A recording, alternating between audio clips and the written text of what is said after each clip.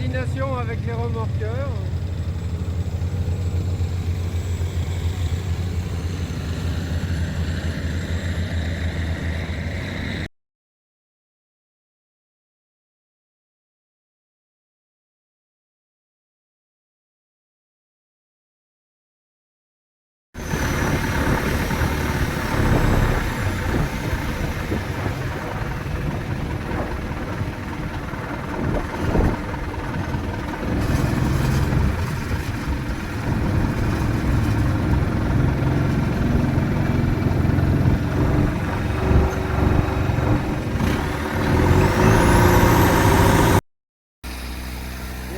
Des maisons modernes.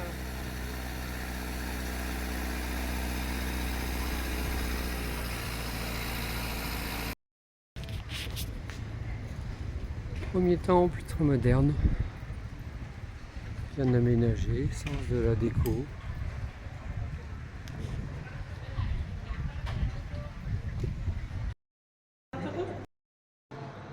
Nirvana.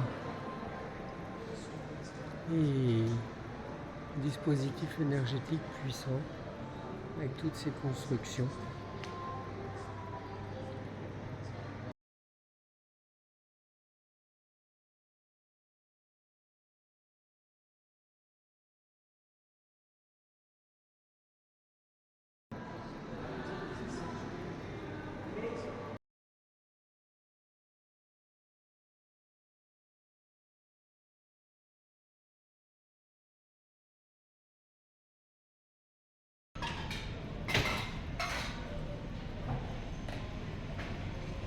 Tout un ensemble.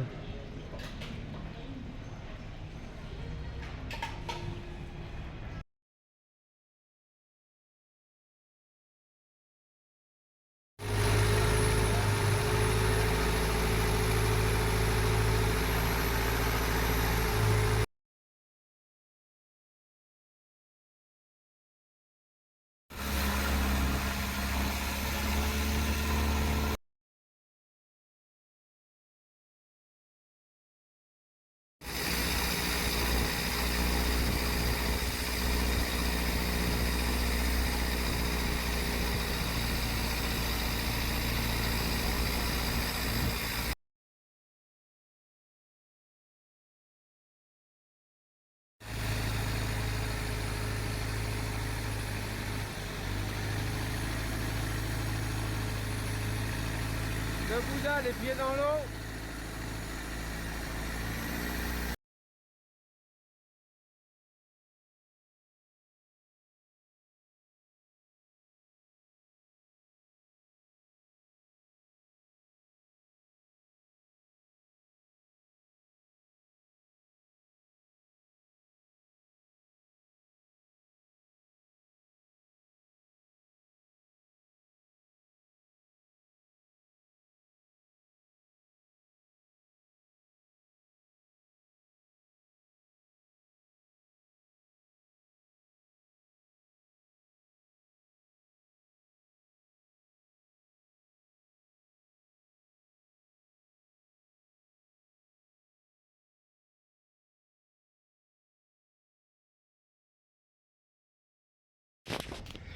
Et ici, tout autour du temple, qui sert à l'enseignement, cette structure énergétique qui sert à contenir l'énergie et à l'amplifier, que j'ai déjà retrouvé à Angkor Wat.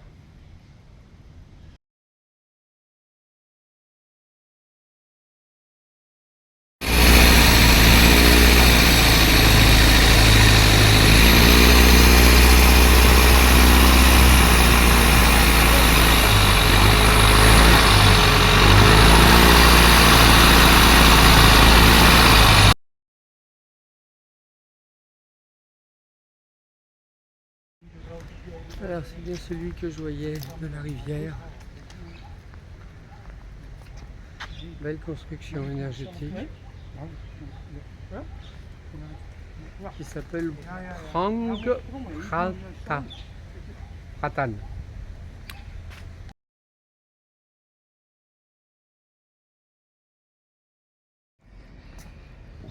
Avec le déambulatoire ornés de Bouddhas qui se ressemblent.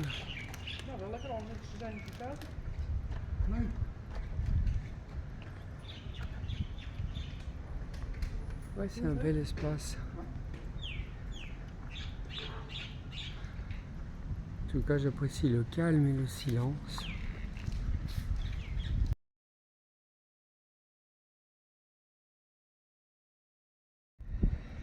Et au cœur, un Bouddha qui semble ancien, sur un piédestal. Et un autre encore un peu plus ancien tout là-haut.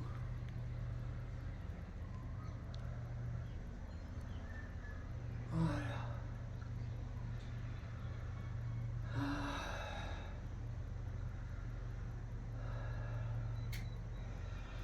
Enracinement dans l'essentiel.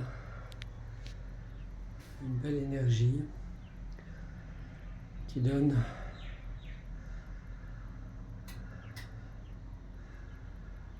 les chauves-souris.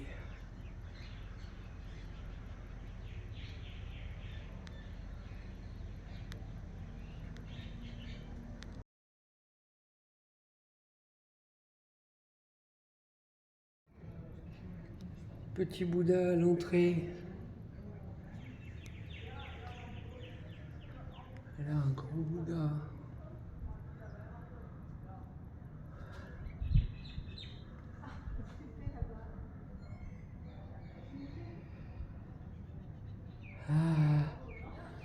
La structure centrale est beaucoup plus intéressante, plus vibrante.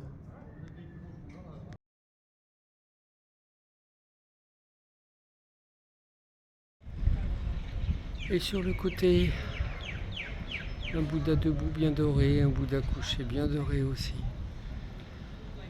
Oui, c'est une structure intéressante ici.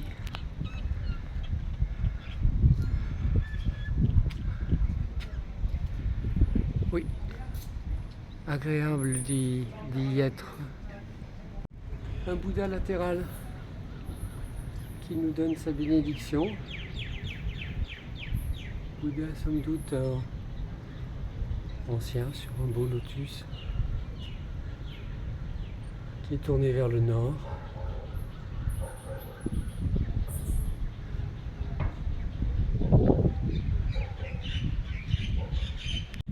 Et l'ensemble est doté de petits stupas que je vais aller voir pour les honorer. Un puits peut-être, une succession de stupas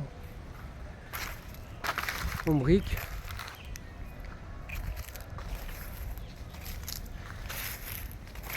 La rivière est juste derrière le muret.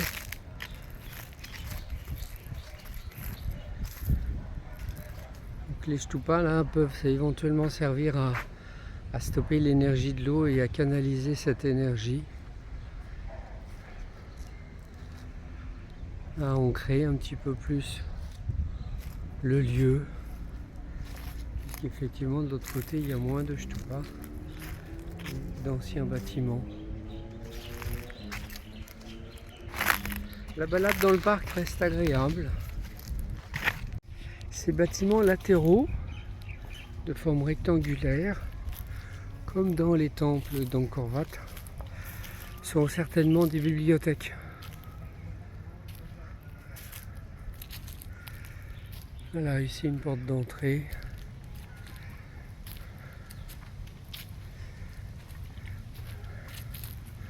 Porte d'entrée qui est à l'est.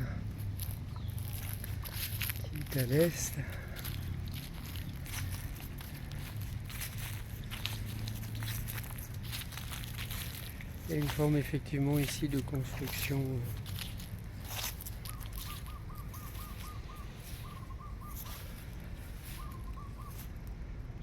Oui, qui a été? Qui a été? Alors nous sommes dans la période tôt, dans la Yatuya période, avec le stupa et la galerie du monument premier.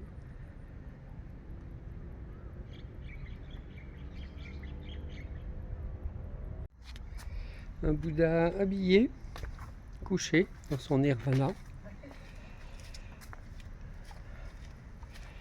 Nirvana, alors que le monde a tant besoin d'illumination, de lumière, de conscience, d'amour. Ils lui ont fait des jolis yeux. Sur le côté, quelques ascètes.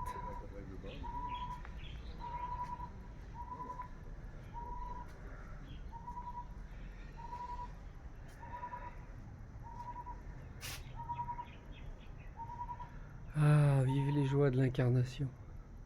Et pour finir, ce que j'appelle le déambulatoire, c'est-à-dire tous ces Bouddhas qui se ressemblent et qui répètent la même énergie.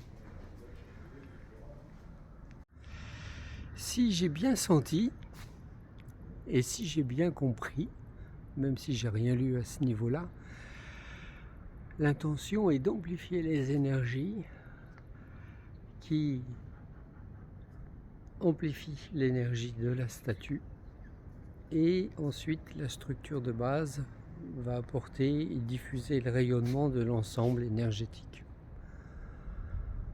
D'où le fait de sacraliser la statue centrale au travers d'un mandala à la fois horizontal et vertical. Ce que je ne sais pas, c'est comment sont les fondations.